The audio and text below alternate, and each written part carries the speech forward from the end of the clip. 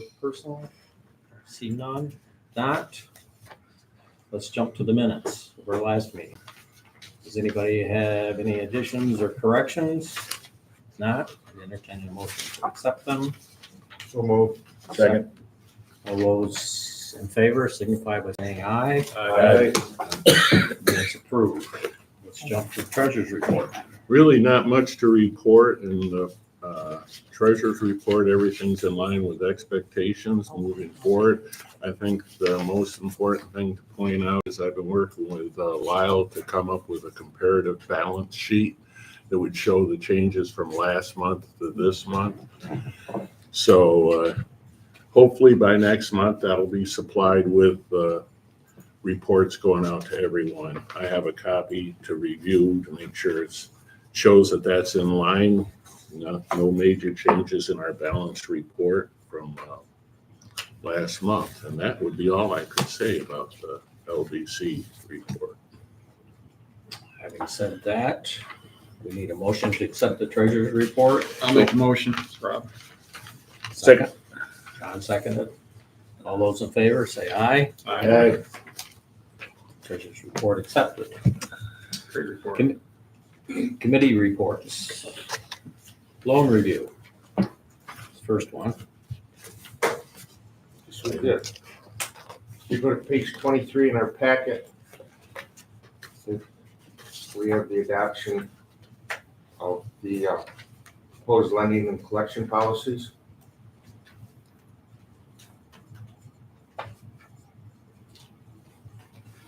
That was an effort to clean them up a little bit. Yeah, there was just some revised, some clean up stuff that basically we got rid of the business and real estate acquisition for loans. And then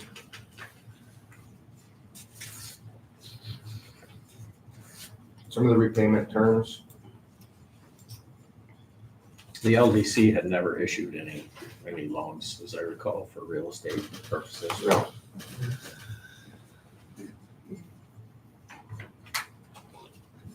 I'd move the amendments or move the policy as amended. Second. All those in favor, say aye. Aye. Okay. That's it for loan review? Yep. Council reports. Let's go to Jefferson County Ag Development. Jay. Right here, sir. 9:00 tomorrow afternoon or evening will be a great time. The parade will be over, one way or another.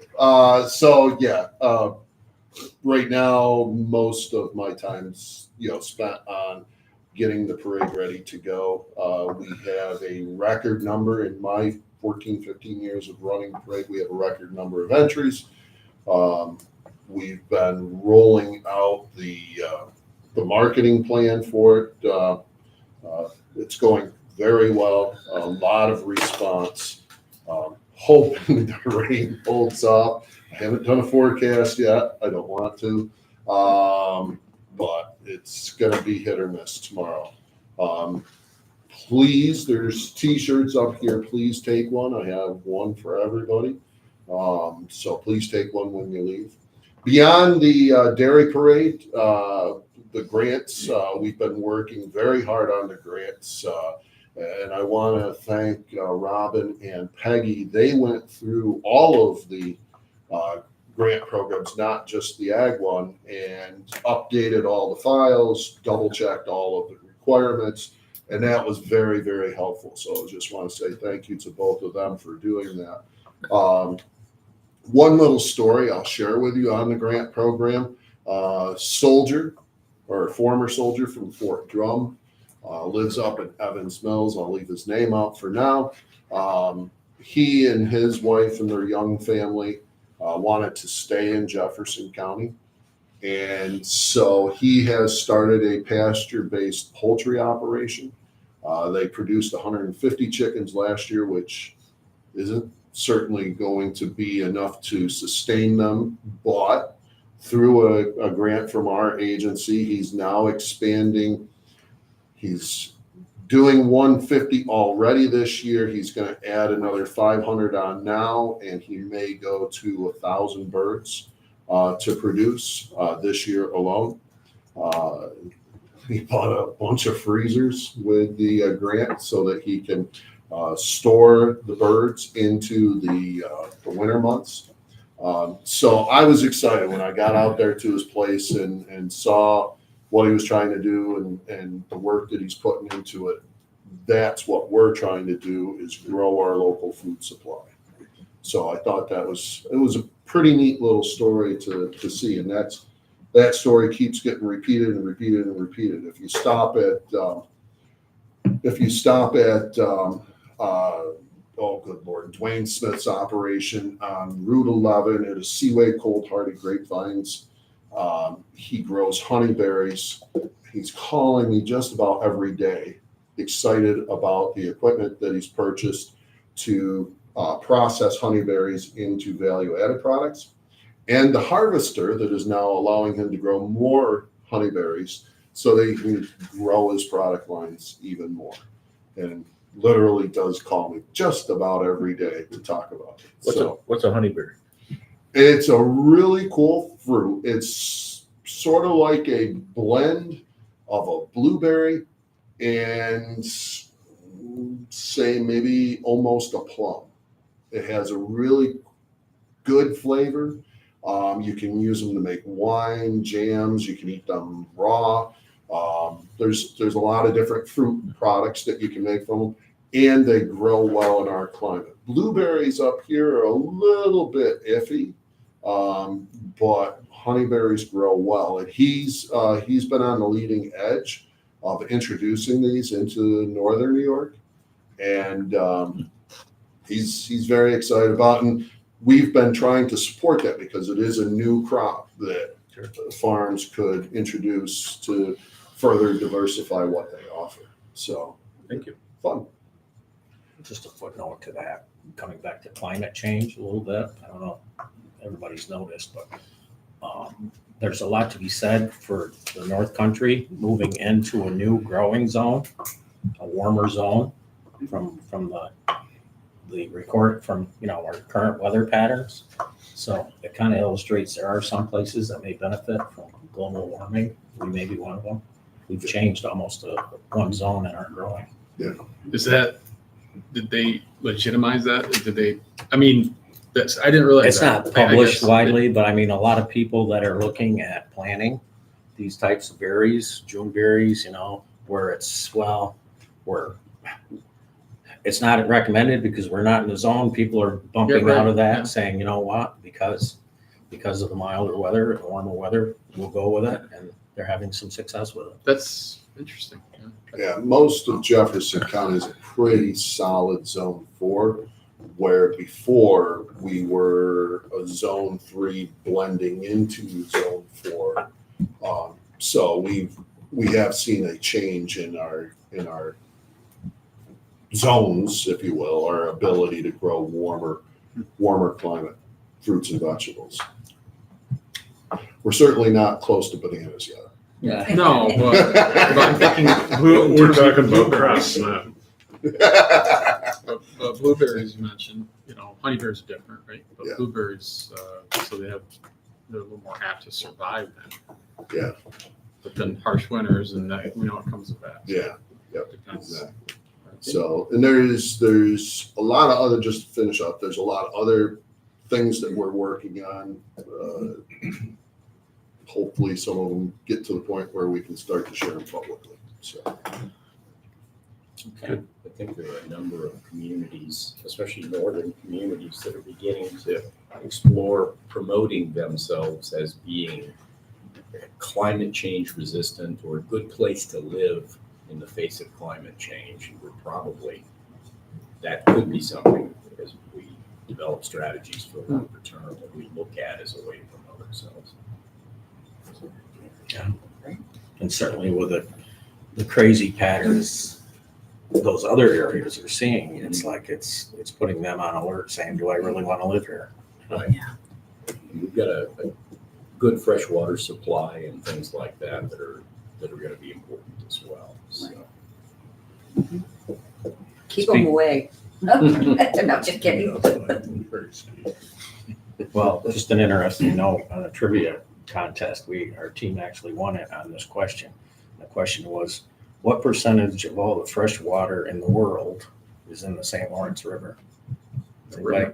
In the St. Lawrence River Basin. Anybody want to venture a guess? 20%, How much? about 20%. 24, I think. 4%. Yeah, Wow. just in the river basin itself.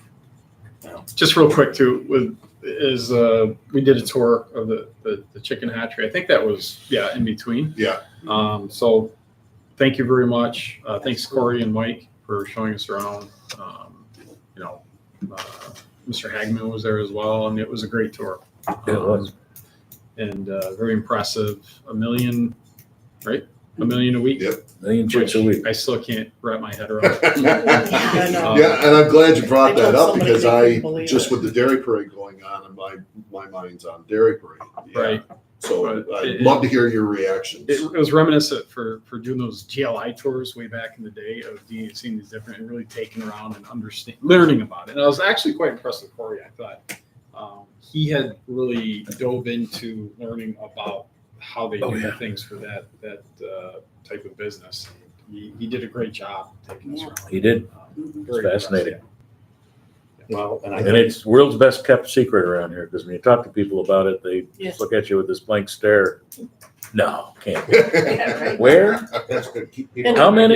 Yeah, yeah. So Or it was great. especially Enjoyed it. $60 an hour to tell whether it's a male or female chicken. Where do I sign up? I was telling people about that, but I said, it's a lot of highly specialized positions, and nobody knew where it was. No, they don't. And it was truly fascinating. And yes, when I told people $1 million a week, they were like, no way. Yeah, exactly. Yeah. But thank you. That was great. No, thank you Really for Very coming out. enlightening. They do want to do a more public open house, Sure. but at this point, they're talking in the fall. And that one would be for media, for, most everybody to attend.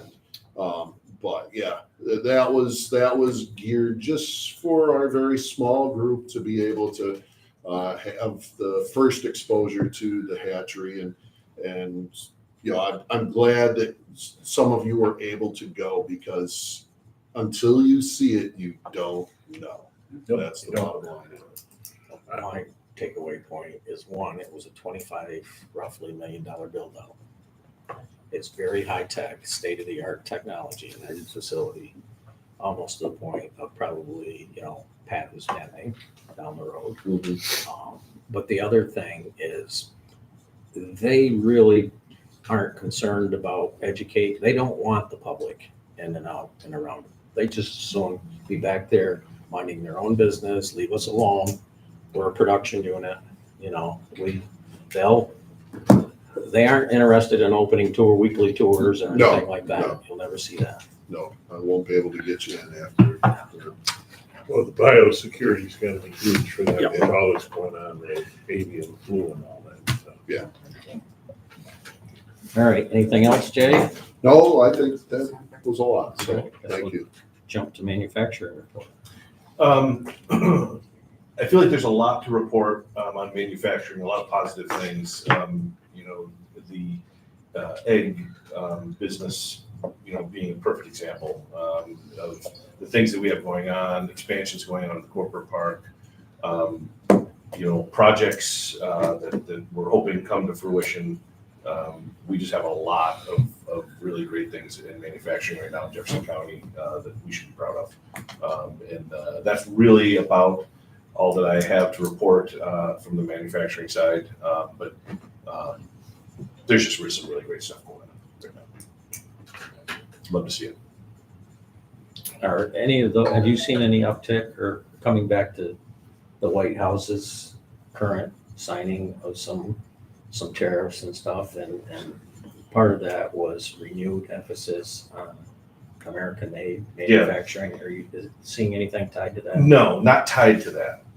Nothing specific, other than, our potential project at the airport, who is very happy to obviously to see those kinds of policies come forth, but nothing specifically. But I think it's coming. Yet anyway. All right. Nothing more on manufacturing. How about marketing? Marketing, not a whole lot to report. This past month, we've been just sort of going with our typical marketing channels, and we have a number of different campaigns in place, advertising campaigns and things like that, as we always do. And of course, one of our biggest marketing events for this agency is the Dairy Parade. It's something we are very proud of. It's big. It's unwieldy. Honestly, the planning and obviously Chase does an incredible job getting this together, and it'll go off as if Jay did it in his sleep tomorrow. Easy there, It always does. This is how Jay gets so stressed out, and we know it, and then we watch it go by, and we hear everybody talk about how much fun it is. I mean, my family has a great time watching. So that to me, these are the kinds of things that really help us and tie us as an agency with the people that we're working for. So very happy with that. Okay. All right, let's jump to unfinished business. I guess the first thing under unfinished business is we have a resolution for modification for a food resiliency production grant, right? You want to address that? Sure. Somebody? I can start off, and then if the financial folks want to chime in, please do. So there was a mistake made in transferring numbers from one spreadsheet to another. I should have caught it. I did not catch it. So what that resulted in is the business was supposed to receive a $20,000 grant. Instead, I think it showed up for 3,000. Peggy, do you have those numbers? 3,545. Yeah, 3,545, and I just completely overlooked it on the sheets when we were going through and providing the recommendations. So that's on me. I do apologize, and would certainly appreciate it if you could pass a resolution to increase that amount so that What was the application for? it's from Maplewood Sweets, Scott Zare, and it's for maple processing equipment. And this was under the food processing grant, right, Peggy? Do I have food production. Okay. All right, so we need to authorize resolution number 06-2024-01. Resolution to modify grant amount to Maplewood Sweets for the following amount. Excuse me, can I ask one more question? Sure. So what was the total cost of the project? Hey, Ballpark. It doesn't have to, it was, I'm gonna guess around 30,000 Okay. because they have to have their. has it been completed then? No, because Okay. of this, we haven't let him go forward on the Okay. project yet. I'd move the resolution then. Second. Any further discussion? If not, all those in favor say aye. Aye. Anyone opposed? Motion carries. All right. Thank you. And next, the ARPA grants. Yeah, so we've had a lot of money go out over the course of this past month. And again, as Jay said, Joy Newfer did a great job in keeping this grant program straight and under control, which things have a tendency to kind of get out of control. So she just did a wonderful job, and we're so thankful for everything that she did with us. And also, Peg and Robin have picked up the slack and run with it. And so, I as Jay mentioned, I just wanted to say again, how thankful we are, because keeping all this grant stuff organized when you have all these people coming in and they want to get their money, but there's all these different pieces that are involved. for us to do a reimbursement, that keeping it all squared is tricky. It's tricky, and they've done an awesome job. We have paid out this past month, as I mentioned. We've done a number of grants reimbursement, and that's what we're here to do. And so we're very happy about that. From the round one, we have the balance, and this is money that's in the bank with us. Hasn't been paid out yet, but is allocated. And currently there's $1,323,945.47 that's in our account that has yet to go out to these folks. But this month we're going to see those numbers start to really go down. And then from round two, the balance, again, same situation of money that's in the account that has been allocated of $843,594.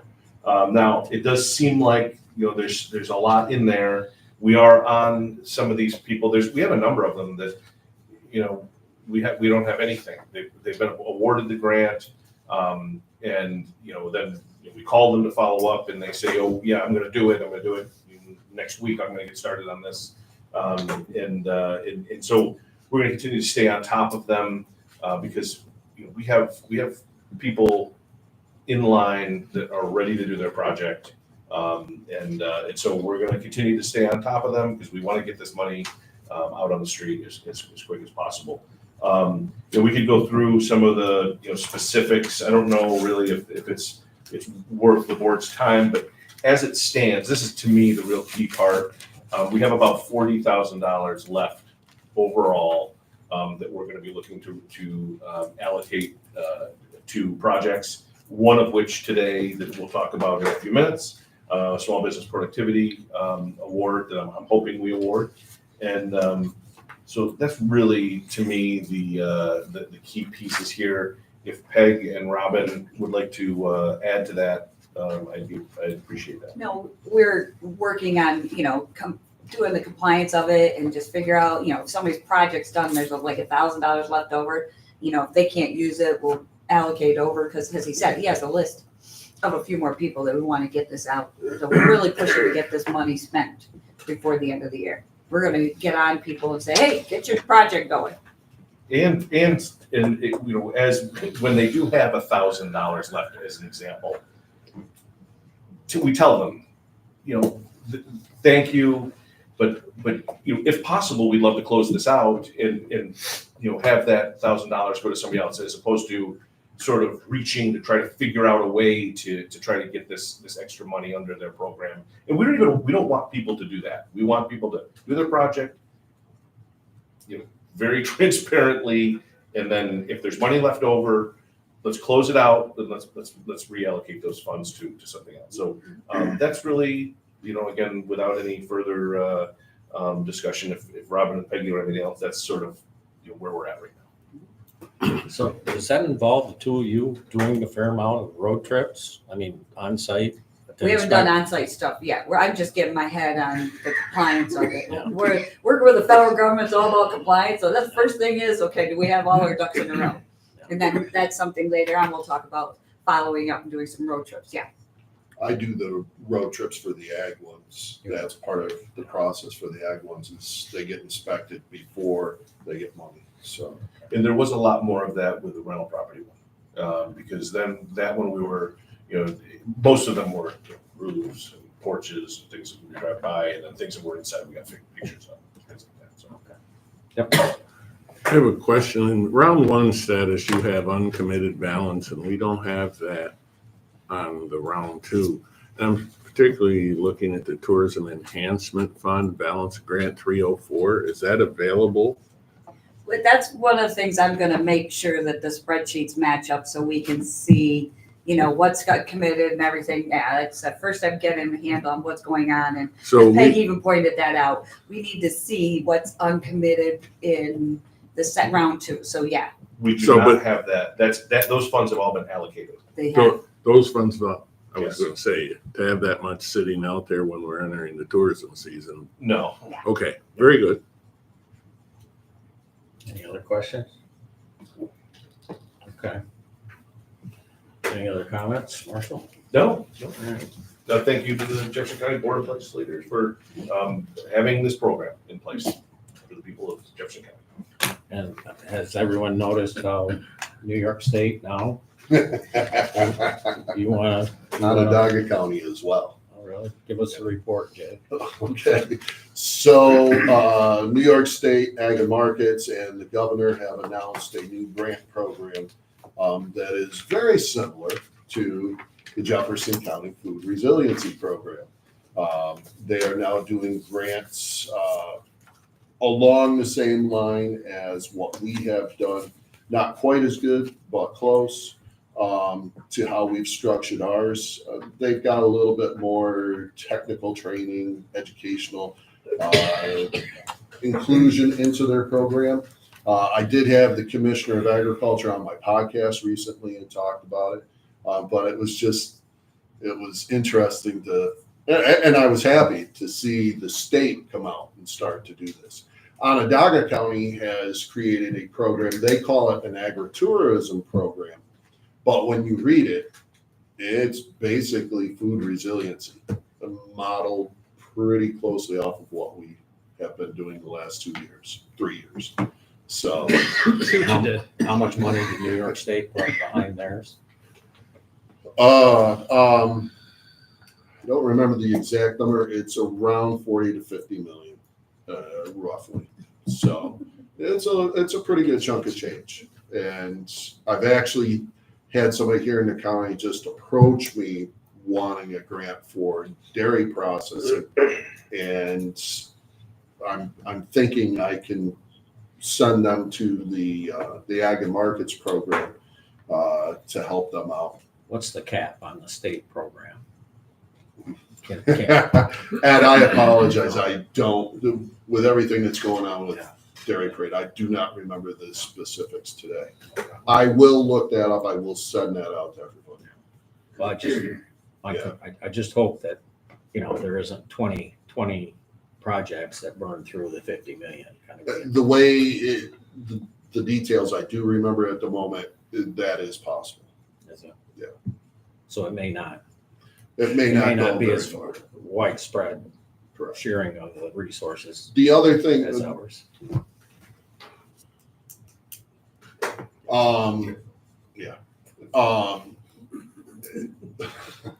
I did notice one thing about the program, and that's who is administering the program on behalf of the state. And initially, I didn't see the notices on it. And I was unhappy about that, and I'll leave it at that. But, so that goes with what you were just saying about, limited amount of money, how far will it go? And I think that's a question. Who's administering? Geographic, I don't want to, It's not Ag and Market? no. Oh, all right. So, All right. I hear you.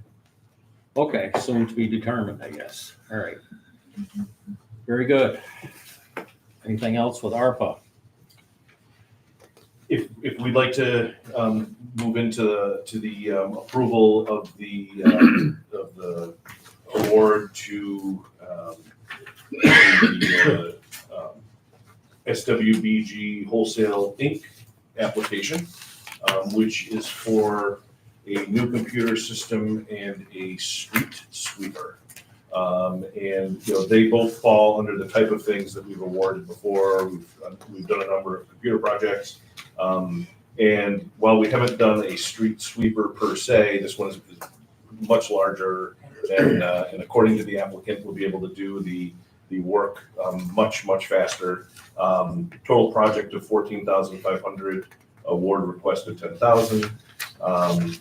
And we are going to be using some of that, as I mentioned before, that $42,000 of the unused first round funds for this project, which we talked about at the last meeting about making the round one funds available to the round two.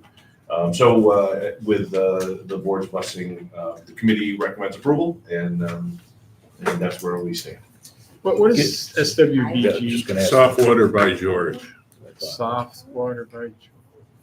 What is it? It's not familiar. It's a Neil long-time Katzman. business Neil in Katzman. Jefferson County.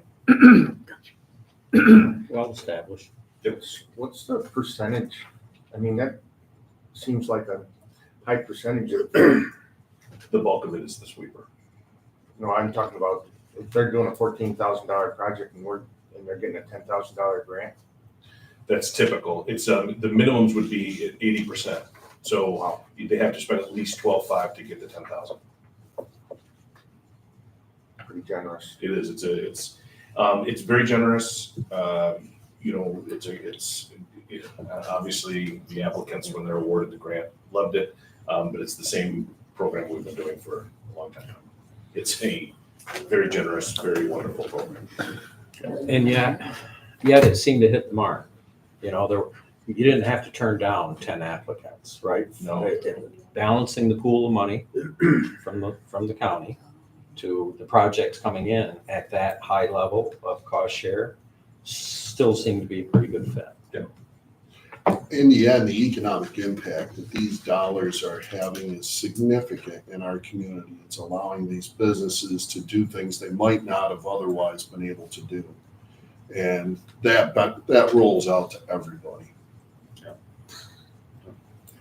All right, do you need a motion for that? Yes. Motion to approve. So moved. For a second? Second. Greg seconded it. All those in favor signify by saying aye. Aye. Anyone opposed? Motion carries. We skipped over council. I don't have anything. Justin? Or, I don't have anything. No. Who is that, Marshall? report. all right. Under new business, is there anything else to be brought before us from anyone? If not, I guess we can entertain a motion to adjourn. So moved. Second? Second. All those in favor say aye. Aye. Stand adjourned. Thanks for coming. Have a safe trip. Okay, I guess it's my turn. I'll call to order the June meeting of the Jefferson County Industrial Development Agency. Privilege of the floor. Seeing none, minutes. Is there any corrections or additions or anything to the minutes? If not, I'd entertain a motion to approve the minutes. So moved. Second. All in favor, aye. Aye. Anybody opposed? Good. Treasurer's report. Okay, in the income and expense section of the report, the biggest change was in the ARPA funds. Moving on, I believe that was the payment for the Sackets Harbor project sewer. Once again, we're working on a comparative balance sheet to show month to month. All our revolving loan funds are current. The micro loan funds, there's a new project they're working on to collect its 3 months in arrears, and that is the Amish furniture store, but they're working to get them brought up to speed. This is new for them to be late, and they've already bought down the majority of the loan. I think they owe like $8,000 on a $40,000 loan, so they've done a pretty good job of taking it down, but staff is working with them to get them current. And other than that, I have nothing else to add, except David, we haven't collected any fees yet. Maybe soon. Yeah. Somebody want to make a motion to accept the treasurer's report? So I'll move moved. it. I'll second. All in favor, aye. Aye. I guess you're up again, Paul. Sir, could we pause for just one quick second? Hey, is that okay? Sure. Justin, we just had someone, good morning, just try to join the meeting, and which I allowed them to join, but then they tried to record it, which I instinctively hit deny on, but I don't know if that's the right thing for us. Can someone record our meetings? Well, theoretically, recording it, saving it as a record, and be posting it online under law. So a public meeting and then you're posting it, so I don't see the issue. If someone were in the room and wanted to record it, there's, case law and statutes that allow them to do that within reason. They can't interfere with your proceeding. Yep. So you can allow people to record if they want to. Okay. There's no harm in that. So I do, the conspiracy theorist in me is wondering if someone wasn't trying to do that to show that we're not in compliance. And when I hit deny them to record it, they vanish. So I don't know. I just wanted to. Did we know who the person was or the entity was? The entity was Jay's Otter Phone. Right. Yeah, I saw that. It popped up on my screen too. I didn't know who that was. So it's fine if people want to record. You have to do it under law anyway and post it online for 5 years. Yeah. So there's no harm in it. But sometimes you can have fishy, spammy things pop You're up. doing the notes, weren't you? You never know. No, I didn't intend to. Okay. Okay. So it turns out that it was the deputy that was Jay's Otter Phone. So. Here we go. It was the former so I guess- deputy's phone.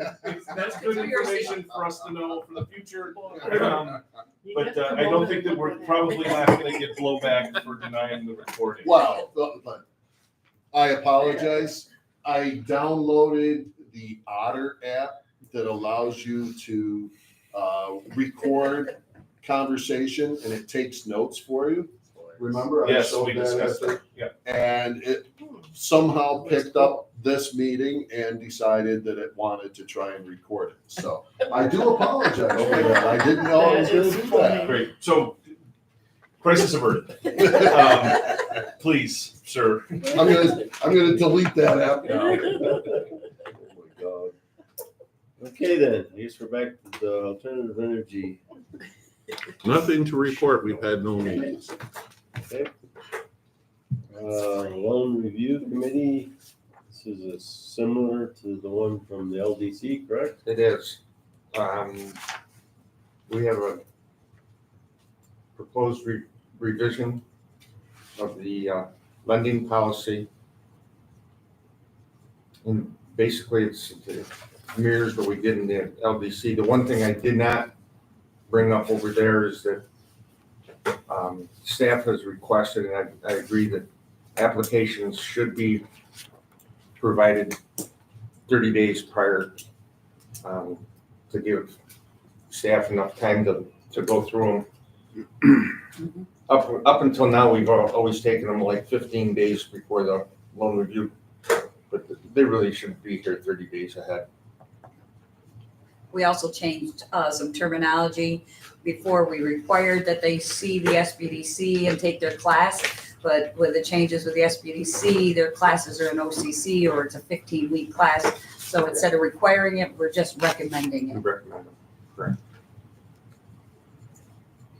And with that, I'll move the approval of the new policy. Second. Is there any other discussion? No, all in favor, aye? Aye. Opposed? On to unfinished business? Yes, so here we have the 4XL Lawman HQ building for Lot 10. In your packet, you have the most up-to-date plans. And so this is a situation where it's our job is to review these plans. And there's been a number of changes on this project over the last period of time here. And so what I'd like to do is for us to accept the plans and then review them. And I would also like to reach out to the tenants on that side of the park.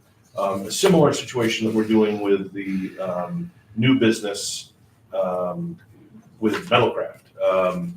And at our next meeting, which I would like to schedule previous, as I've mentioned, to the Watertown Planning Board next meeting, I would like us to approve, or whatever wording you'd like to use, this project. I just want to give us a little bit more time to have everybody look at it. There are a couple of small things, and I have spoken with the developer about those small things, such as, if you look at the plans, it appears that the parking lot is a couple feet in front of the door. I've talked to the front door.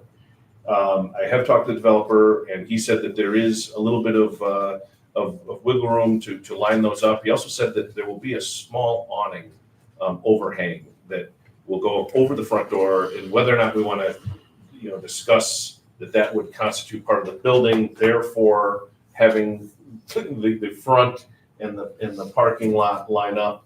We could probably argue about that for a period of time, but I think that it's my recommendation that we accept the application, the documents, and give us just a couple of weeks to review, get feedback from other people, because again, there are just a couple of small little things, and then approve the plans before the next Watertown Planning Board meeting, and so we won't hold up the developer. That's one thing that we've talked about in the past. I want us to be given appropriate time to do these things, whether they be not have every single one of them be a rushed process. So that's my recommendation. What criteria are we reviewing these to? What you say review them? What's the criteria? What are we looking for? Well, we're looking for things that are outside the covenants of the park. So where do we find That the would covenants of the park? For in this particular case, the fact that the parking lot is 3 feet in front of the front door would violate the covenants. Where do we find these covenants? We have copies of the covenants that I can certainly provide for you. Yeah. That's fine. There's a couple things. I read the planning board minutes and I brought it up to Marshall. Did he answer the question, did they expand it from 30 to 35,000? Yes. Yep. Okay. I had a concern one, and I believe we have the answer. It's not a big deal, is that we agreed to a pilot on a 30,000 square foot building, changing it to 35,000. Does that mean we have to do anything? And I believe the answer is, since it's not increasing over $100,000 in benefits, which it isn't, it may increase the cost $100,000, but the benefits we extend aren't going to make us have to revisit the pilot. Okay, that was a concern of mine. Is that an Yeah, accurate? I can sound off on that if you'd like. You induced and provided benefits for a 30,000 square foot building, not a 35,000 square foot building. So at a minimum, all the documents need to be amended. Whether or not there's an additional 100,000 of benefits remains to be seen. I sent out a message to their council asking for an updated application where they could fill out the cost section and let us know what the cost differential on this addition to the building is. And then we could do the math on sales tax benefits. I don't know if their mortgage is changing. And if you look over the term of a 10-year pilot or a 15-year pilot and you abate 5,000 square feet of a rateable more than you've already abated, what's the delta? We don't know until they tell us. And in all events, you have an application that's supposed to live online for the life of the pilot. You've got documents that all say 30,000 square feet. You've got a filed pilot that says 30,000 square feet. It's a material change to the project. So whether or not you have to have a new public hearing and approve more than 100,000 isn't necessarily the threshold here. It's just, we need to amend all docs. This is kind of a material change of circumstances. So we're going to have to work with them and process an amendment in the first instance. And whether or not that means another hearing, we don't know. You don't know if they're building a Cadillac or a Yugo. Just to use one analogy. So at some point, when we get the information and the updates, we'll process what could be just a a nominal amendment to everything, which is not a big deal. But there may be a delta on, or substantial delta on the cost of the project. There's things like, your admin fee was measured on something that may be a different something now. So once we get that information from them, we can kind of react appropriately. Thank you. As far as the parking goes, I personally think that they're living to within, Spirit of the spirit of the covenants, and if you look right across the road from them, all the parking's out in front of the building. So a gorgeous building. It looks beautiful on the plans yeah, as well. I'm sure that it's gonna be. That's the only questionable thing. Well, of the things that, yes, all the pieces that Justin mentioned, the parking really is basically it.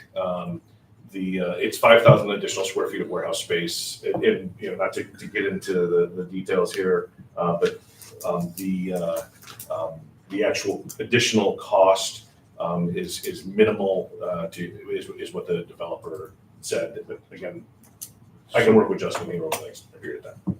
I agree that we need to update the pilot of everything that Justin has spoke of, but I don't see any reason why we couldn't accept this and approve this site plan breakdown. I mean, unless someone has an objection to that 3 foot. I think the bigger issue is, I believe, Marshall, didn't you already tell some residents that they'd have a chance to look at the plans prior to our making a decision? And they have seen them. And so these plans were made public through the Watertown Planning Board, as well as, obviously when we received them. What typically has happened in the past, and I did hear from one of the corporate park tenants, and they were not overly concerned about the project or about the building. They want the covenants to be followed as much as in the spirit of them.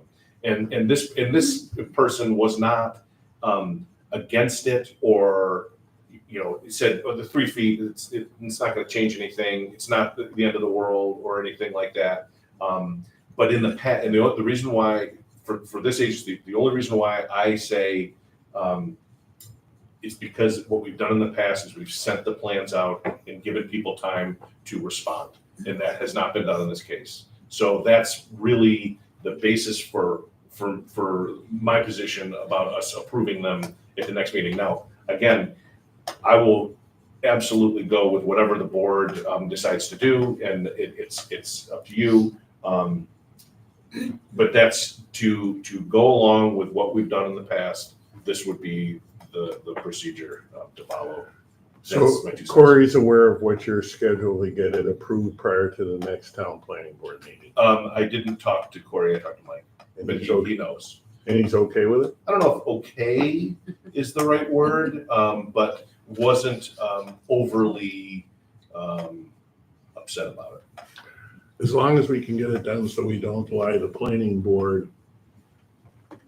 board's decision, because they put a contingency on there that they wanted to hear from us in their minutes, I saw. Yep. So I say we're going to hold a meeting in advance. That's my plan to keep. I think we should stick with what you told the corporate park tenants you talked to.